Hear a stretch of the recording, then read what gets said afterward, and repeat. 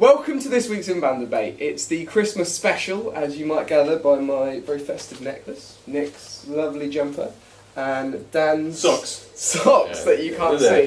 They're definitely. Actually, no, Dan's Christmas treats. This week we're going to be talking about exactly what's going to be very big in 2013. So the first topic we're going to get on to is Google Plus authorship. Now, specifically, I want to talk about whether it's the easiest way to increase your search engine real estate. People who use it are reporting to have up to 30% higher click-through rates on the search engine results. But I'm going to let Nick introduce exactly what we mean by it. Yeah, so authorship is, if you haven't heard it already, it's this idea that you can then attribute your own content to yourself on Google+. So Google can read your content, it will see that you link back to your Google Plus profile and then say, okay, this guy wrote that content, I'm going to give him some credit for it, or her some credit for it. The idea of this is that in the search engine results you'll get a little picture with your author bio, or author name even, which clicks through to your Google Plus profile. And what's happening right now, James mentioned 30% click-through rate increases, but actually I've read up to about 400%. So there's instances where people are actually getting more clicks than they would do if they're in first position when they're actually kind of like third or fourth. So I don't know, authorship's like a real hot topic for next year. Do you think it's going to be big? Yeah, absolutely it's going to be big. I think there's going to be more and more people using it, more and more fake authors, so people just setting up fake profiles to get better rankings with like a nicer picture of just someone completely random. We're already seeing that with a few markets. But yeah, authorship is going to be big. But the biggest problem, or the biggest topic is it going to actually increase rankings or anything like that next year? Dan, give us your thoughts on this. Yeah, I mean, I think that's certainly like the speculative thing. I mean, I think people wouldn't really question the impact on click-through rates.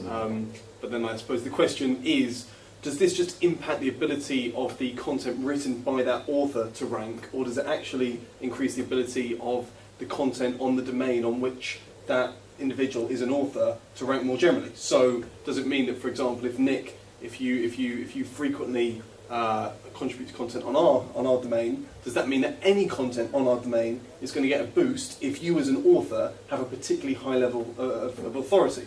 And I think that's the real question mark. Yeah. Personally, I suspect that it might just be limited to the author's content in the short term. I think it would be... Because we can't get into a too big an argument right now, but like I kind of want you to summarise. Do you think in 2013 it's going to be big or it's going to be small? Because I know you want to answer it. I think in some markets, I think in those markets where expertise is a big thing, so where you're really trying to establish that a particular individual within that company, expertise is a huge factor. I think it makes sense that it would play a big role. I think in other more product-based markets, I think that's right. Okay, I think we're probably getting ahead of ourselves a bit here. I don't think authorship is going to actually impact rankings. It's not currently impacting rankings directly at the moment anyway. It's all about click-through rates really. So I wouldn't really think 2013, I mean social media for instance, Matt Cutts in 2010, at the end of 2010 said social media is being looked at in our algorithm, and what's happened in 2 years? Absolutely nothing. Like no one's like getting direct search rankings from like Facebook likes. We don't. Well, it's very, it's underreported, and you know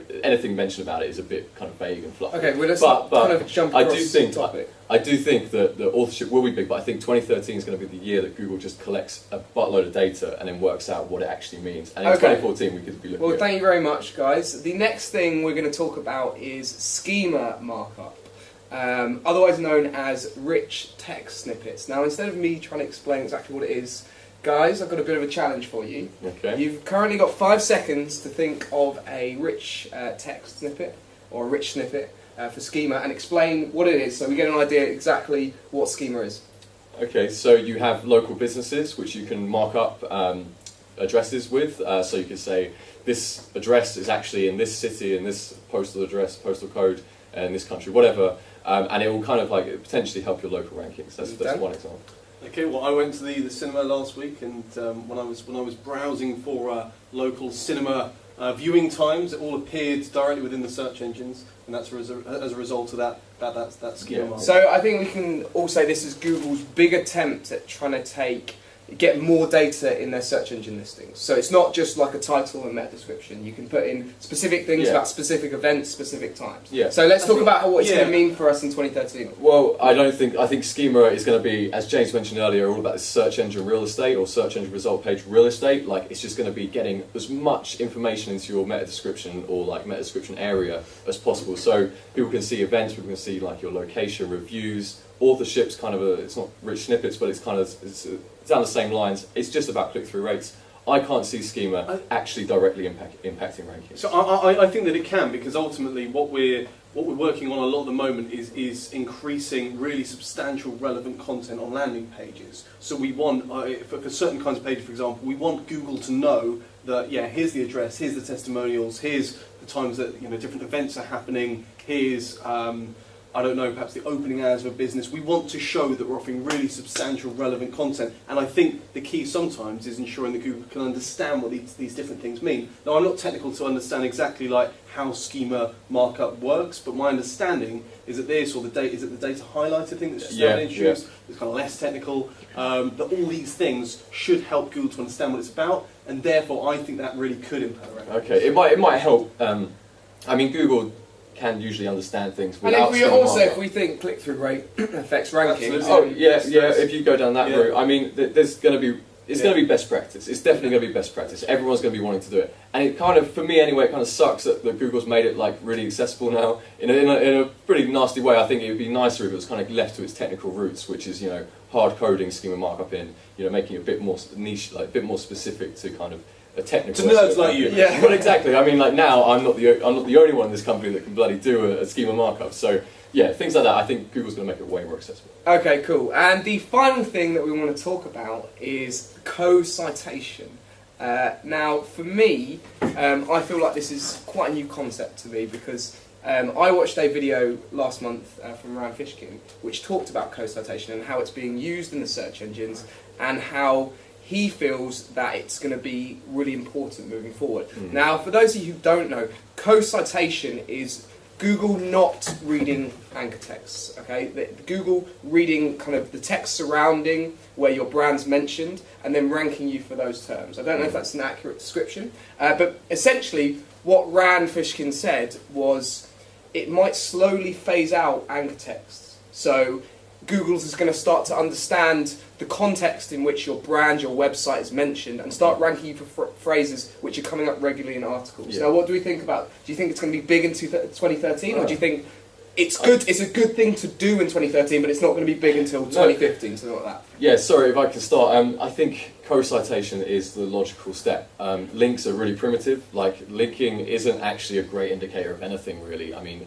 links and the surrounding content can be easily exploited as we've seen in the past. And Google's getting better at it. But I mean, the citation is no harder to exploit or manipulate than a link. Oh, absolutely is, because by understanding co-citation, Google also has to understand context and relevance surrounding it, sentiment potentially, which I think is probably going to be bigger later on. Yeah, but it's still going to rank the co-citation like by authority on the site.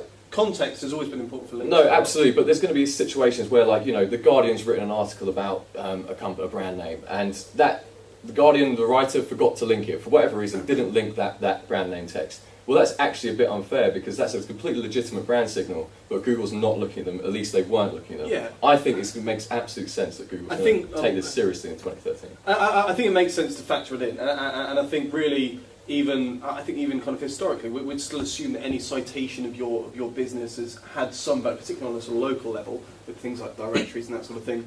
I think obviously context. My feeling is that in 2013, if you had the choice between co-citation or a link, I think you'd still go for the link. Yeah. But I would agree that I certainly think that co-citation will perhaps help. Google to understand the context, the range of services and keywords that should be related to your business. One thing that I would say about that is obviously if you always have the option, you would go for the link. You'd probably go for a brand link rather than an anchor specific in like today's environment and hope that Google can understand the context of the article. But when it comes to PR and putting your sites in major media, a lot of major media sort of outlets are very reluctant to link.